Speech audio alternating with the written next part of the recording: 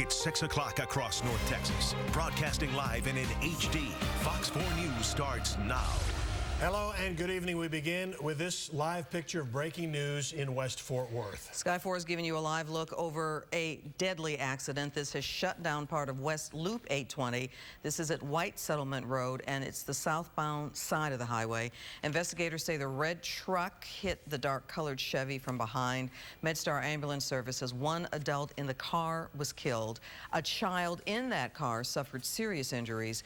Two other adults have less severe injuries. The backup resulting from this fatal accident several miles. We're following this. We'll bring you updates as soon as we get more information. And now the breaking news in Kaufman County. One person died in this 18-wheeler crash in Forney. This shut down traffic on the eastbound side of Highway 820. I don't know if you're able to make out the vehicles there, but troopers say the person who was killed was in the pickup truck. It's mangled. The second person from the truck was taken to the hospital by Care Flight. I don't think you should be the top law enforcement official and be facing 3 indictments. Democrats sent a message to indicted Attorney General Ken Paxton. They want him to step down now, but his attorneys say he plans to fight the fraud charges against him. Attorney General Ken Paxton wants to take this fraud case to a jury trial. Paxton was booked this morning on 3 felony counts related to securities and investment fraud. Made no public comments today after he was photographed, booked, and fingerprinted, but his attorneys say he plans to plead not guilty. Fox 4 Sean Rabb in our Dallas newsroom with questions about whether Paxton is already receiving a bit of preferential treatment. Sean. You know, there were people outside the courthouse today in Collin County saying that he was being treated differently, mainly because of that mugshot. He took that mugshot without the white towel around his neck that everyone who goes through the Collin County Sheriff's Department booked in there does. Regardless of that, though, he still faces 3 felony charges that are serious, and his attorney says he's really ready to fight the charges. The Attorney General's security team whisked Ken Paxton in and out of the Collin County Sheriff's Department, protecting him from the media after turning himself in. Paxton posed for his mugshot without the towel, typically draped around everyone booked into the Collin County Jail. Everyone in Collin County knows that all mugshots are done with kind of a towel wrapped around to equalize and show that, you know, no matter what you're wearing, everyone looks the same in their mugshot. And already the judge gave orders to give him special treatment and not have that towel placed around his neck. Democrats demonstrated outside the Collin County Courthouse. This guy is the top dog in law enforcement, and he's now been indicted. Just the illusion of someone in his position doing anything wrong should not happen. Paxton faces 3 felony indictments, 1 count for failing to register as an investment advisor with the state, and more serious, 2 counts of fraud in connection with Servergy Software Incorporated. Servergy was closed when we stopped by, but it's been open to Texas Rangers investigating whether Paxton steered law firm clients and friends to invest in the server technology company without disclosing his compensation for the referrals. Clients of the former state rep named in the complaint include fellow Republican lawmaker Byron Cook from Anderson County. The key to the 2 securities fraud cases is whether or not he made a misleading statement that would have made the investor invest that was material, or did he omit to tell them something that was material? Absolutely. While not involved with Paxton and his problems, Dallas attorney Ted Stanky has served as special prosecutor in other cases involving elected officials. There you pretty much got to have the investor saying, had I known that what he told me was not true, or had I known that what he'd failed to tell me existed, I never would have made the investment. And if that happens, then you've got the possibility of securities fraud. In an email, Attorney Joe Kendall, former federal judge now representing Paxton, writes, Attorney General Ken Paxton will plead not guilty to these accusations, and he will demand a trial by jury. Tarrant County Judge George Gallagher, seen here in trial last week, will preside following Collin County Judge Chris Oldner recusing himself from the case. Democrats say Paxton should recuse himself from office. We can't have criminals in high office, not even a hint of criminality. Today, the Republican Party of Texas sends out an email reading in part that Ken Paxton deserves to have his say in a court of law rather than be judged in a court of public opinion that's presided over by liberal interest groups. And Tonight, I can tell you that we have heard from other Republicans across the state who've been kind of silent until now on Mr. Paxton. We've got emails from the Attorney General, his office. He's back at work already talking about the Obama administration. But the Lieutenant Governor and the Governor sending out emails today saying, let the process work out. Let's see what happens through the judicial system. Some people are saying he should leave office, but he intends to stay there and fight. And they say that he should leave office because, again, as the top law enforcement officer in the state, he interprets the law, he makes opinions, and they wonder if he can do that under this kind of pressure of federal indictments. Okay, Sean Rabb, our Dallas Newsroom. Thank you. All right. The criminal allegations against Paxton go back to 2011, but the investigations really started ramping up in the spring of last year. It was May of 2014 when the former state representative won the GOP runoff for the Attorney General's seat. Same month, he was fined $1,000 by the State Securities Board for soliciting investment clients without having the proper state registration. In November, Paxton defeated his Democrat rival in the general election. He was sworn in the following January. The same month, the Travis County DA's office declined to take up the securities fraud investigation, citing lack of proper venue. In April, we learned the Collin County grand jury would take up the case, and 2 special prosecutors were appointed out of Houston. The indictments were handed up last Tuesday and unsealed this morning. Stay with Fox 4 for the latest on the investigation into the security fraud charges against State Attorney General Ken Paxton. We'll bring you updates on air and online, fox4news.com. City of Dallas is investigating how an Uber driver accused of rape was able to use an expired permit. It's the first time an Uber driver in Dallas has been accused of this kind of crime. Fox 4's Melissa Cutler live in Uptown, where contact was first made. Melissa? Yeah, Clarice, and you know, Uptown is a very busy place. You've got a lot of traffic, you've got trendy restaurants, you've got a lot of stores. Uber, as you can imagine, is also very popular here. The city says it's not going to curtail their operations, but there are 2 investigations going on. One is, of course, the criminal side, and the other is how to get to the bottom of an expired permit that allegedly got into the wrong hands. Well, Dallas City Hall says that 56-year-old Talal Ali Shamut of Plano allegedly changed the information on an expired Uber permit when he picked up a woman last month in Uptown in West Oak Cliff. Police say he allegedly followed her inside her home and sexually assaulted her. The number that is actually on that permit, it does belong to someone else. So that permit was issued by the city back in 2008. Permits are issued for 2 years. It expired in 2010 and was not renewed. Now, the city says he put his picture on it and his personal information. It's unclear how Shamut obtained that number. Shamut has a lengthy criminal record, an assault conviction in 1995 and prison time starting in 2006 till 2012 for an illegal weapons charge. Not the kind of guy the city says would have met their requirements to receive a transportation for hire permit. Now, Uber says it too is investigating. Their safety team, as they call it, has been looking into this as well. And the attorney for the suspect has not immediately returned calls and emails for comment. Clarice, back to you. All right, Melissa, thank you.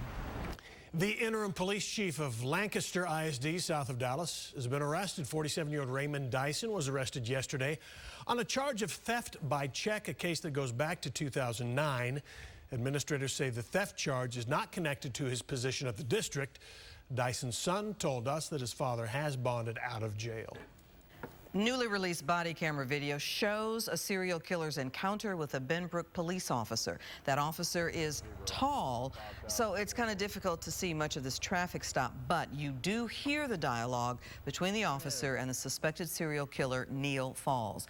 The 45-year-old was driving through Benbrook last month when he was pulled over for speeding.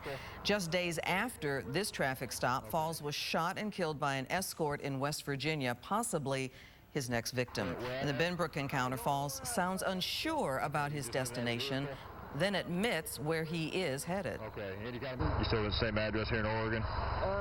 Nope, I'm actually don't know where I'm headed or where I'm going right now. I don't know where my next stop is. Okay, you just living out of your vehicle? Until I get to West Virginia.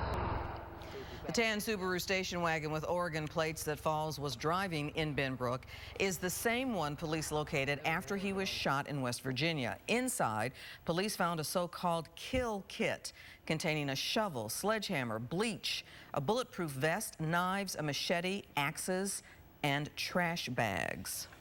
Investigators now say there were no narcotics in the truck belonging to a man who died after coming into the jail asking for help. Joseph Hutchison ran into the jail's lobby, Dallas County Jail, Saturday, acting agitated and saying his wife was trying to kill him. Deputies say they cuffed him to keep him from hurting himself. Witnesses say 2 deputies put their knees on his back and he screamed, "I cannot breathe." His family tells Fox 4 they think he was having a heart attack. The Sheriff's Department now wants more witnesses to come forward. The medical examiner's results are pending. Surveillance video from the jail lobby has not been released. He helped wrestle a weapon away from a man who shot and killed Lee Harvey Oswald. Now, more than 50 years later, a Dallas police officer is honored for his bravery. I'm Mike Ducey with the Cowboys in California. A day off for the team today, so I hit the beach. Literally. You think Dez's fight was intense yesterday? Wait till you see what I ran into. It's coming up. The dog days of summer in full swing for North Texas. More triple-digit heat in your forecast. I have the details next. It's 10 o'clock in North Texas. Fox 4 News starts now. Good evening, I'm Clarice Tinsley. Police say a Carrollton man told officers he was out getting more beer the night he caused a crash that killed a motorcycle rider. That biker, John Larrabee, a husband and grandfather, was on his way to work on an overnight shift to support his family. First on Fox 4 News at 10, Fox 4's Deanna Zoga spoke with the victim's family. Deanna. Well, Clarice, the family of Randy Larrabee says he was scheduled to clock in at work at 10:30 p.m. on Thursday. They said he was almost there when a little after 10 o'clock, police say a suspected drunk driver pulled out right in front of him on Josie Lane here, killing the 50-year-old father and grandfather. Papa's everything to him. He's just everything.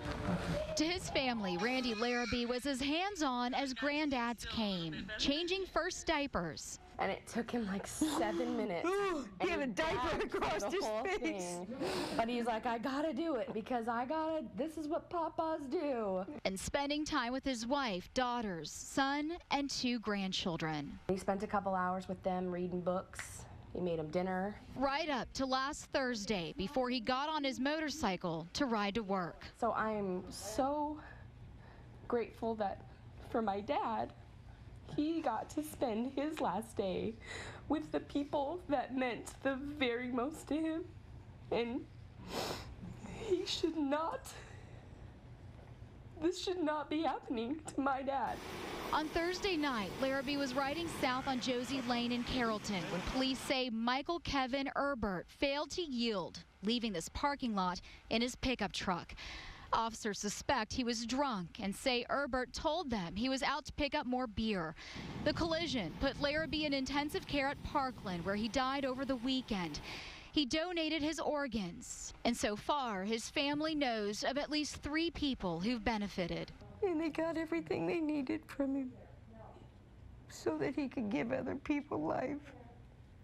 Because that's what he wanted. He always wanted to help people. It will be part of the legacy left behind for the grandkids Larrabee was so looking forward to seeing grow up. And all he wanted was to come home and just be with the family and spend time and go for walks and take the dog out and play with the kids. And I mean, it was simple goals.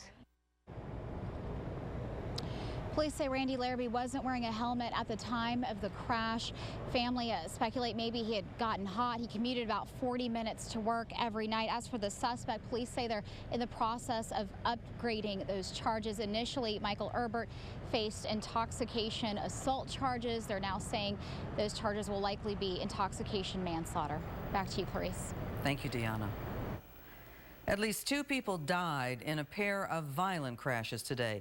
The first happened on Highway 80 in Forney. The driver of an 18-wheeler saw a vehicle behind him lose control and go onto the shoulder. He stopped to help, trying to block traffic with his flashers on. That's when the driver of a pickup truck slammed right into the trailer of the 18-wheeler. The passenger in that pickup died on the scene. The driver was airlifted to Parkland. The second deadly crash happened in western Fort Worth. A woman died on the scene and a child was rushed to the hospital in critical condition. The driver of a Ford Explorer rear-ended a four-door Chevy. It happened on Loop 820 South and White Settlement Road. Traffic going southbound on the loop was briefly diverted during the crash investigation. Accused of lying to investigators, our state's top law enforcement official plans to take his case to a jury trial.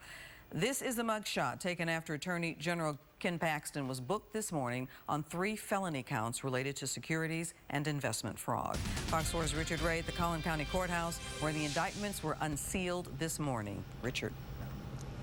Good evening, Clarice. The scene here this morning was a bit reminiscent of what we saw in Austin last year when Governor Perry was indicted, but then again really different because Governor Perry embraced the cameras. He came out with his supporters cheering. He vowed he was going to fight and beat the charges. Today, we didn't see or hear anything from Ken Paxton. Fingerprinted, photographed, booked, bonded out, then whisked away, never appearing before the throng of journalists who waited outside. A judge ordering Collin County not to use its standard towel around the neck in Paxton's mugshot, suit and tie, and confident smile. Later, Paxton's attorney released a short statement. Ken Paxton, Joe Kendall writes, will plead not guilty. He is looking forward to the opportunity to tell his side of the story in the courtroom. Among the allegations is that Paxton encouraged investment in Servergy Incorporated, a tech startup and commercial server company, under investigation by the Securities and Exchange Commission. Servergy is an engine, with acceleration engine and innovation engine. Paxton has listed himself as a shareholder in McKinney-based Servergy. He now faces 2 counts of first-degree securities fraud and a lesser charge of failing to register with state regulators. In the middle of last year's heated Republican primary, Paxton admitted to violating securities law by not disclosing that he was receiving commissions for referring law clients. He paid a $1,000 fine and chalked it up as an oversight. Dallas attorney Ted Steinke has served as a special prosecutor in other cases involving elected officials. There, you pretty much got to have the investor saying, had I known that what he told me was not true, or had I known that what he'd failed to tell me existed, I never would have made the investment. And if that happens, then you've got the possibility of securities fraud. Ken must go! Ken must go! Texas Democrats are demanding Paxton resign. I don't think you should be the top law enforcement official and be facing 3 indictments, one that you've already admitted to. And already the judge gave orders to give him special treatment and not have that towel placed around his neck. So, I think everyone should be treated equally and he should get no special treatment. The Texas GOP, in another statement, praised Paxton's time in office and was vaguely critical of the indictments that came out of heavily Republican Collin County. Some of the outrageous events surrounding this sloppy process certainly do not typify the level of quality that Texans expect from our judicial system. But absent are claims that the indictments are politically motivated. That's really not the question. The real question is whether or not he did it or not. If he did it, then the law says he should step down. If he's innocent of these charges, then he shouldn't step down and he should fight tooth and nail. Just to follow up a little bit on the why no towel in the mugshot. Well, for a long time now, Collin County has required everybody who takes a mugshot here to have that towel wrapped around the neck. But this case is being heard by a judge in Tarrant County. Paxton's attorneys negotiated the terms of when and where and how he would surrender. That's one of the things they asked for, that he not be taken, the mugshot not be taken with the towel around his neck. And Clarice, the judge agreed. He ordered Collin County Sheriff's Office not to put the towel around his neck. Richard Ray live tonight. Thank you. A former DISD teacher who admitted sexually assaulting a student will not go to prison for that crime. Instead, former Molina High School teacher Philan DeBerry was sentenced today to 10 years probation. It stems from a 2012 incident during which DeBerry forced a 17-year-old girl into a sex act in a school locker room. Along with the probation, he will have to register as a sex offender for life. After an Uber driver is arrested accused of rape, the city of Dallas says it has no plans to stop the company from operating here. Dallas City Hall says 56-year-old Talal Ali Shamot changed the information on an expired permit that was issued to someone else. Police say last month he picked up a woman, drove her to her home on Colorado Boulevard in West Oak Cliff, then sexually assaulted her. Chamot has a lengthy criminal record, including an assault conviction and illegal weapons charges. Uber says Chamot was not authorized to drive for the company, and it is investigating. Investigators now say there were no narcotics in the truck belonging to a man who died after coming into the jail asking for help. Joseph Hutchison ran into the jail's lobby Saturday acting agitated and saying his wife was trying to kill him. Deputies say they cuffed him to keep him from hurting himself. Witnesses say 2 deputies put their knees on his back and he screamed, "I can't breathe." His family told Fox 4 they think he was having a heart attack. The Sheriff's Department now wants more witnesses to come forward. The medical examiner's results are pending. Surveillance video from the jail lobby has not been released. A standing O for a Dallas coach, but not for his work on the field. Coming up, how he's spreading his pledge to prevent domestic violence. Undercover videos from an anti-abortion group were not enough to sway senators. Coming up, tonight's vote on yanking federal funds from Planned Parenthood. Cowboys safety Barry Church explains why momentum doesn't exist from last season to now. And Adrian Beltre does something only 3 other players in Major League Baseball history have pulled off. That's later in sport. Some of us are still in the 90s at this hour, and it looks like the heat is only going to get worse as the week goes on. Your hot forecast is coming up.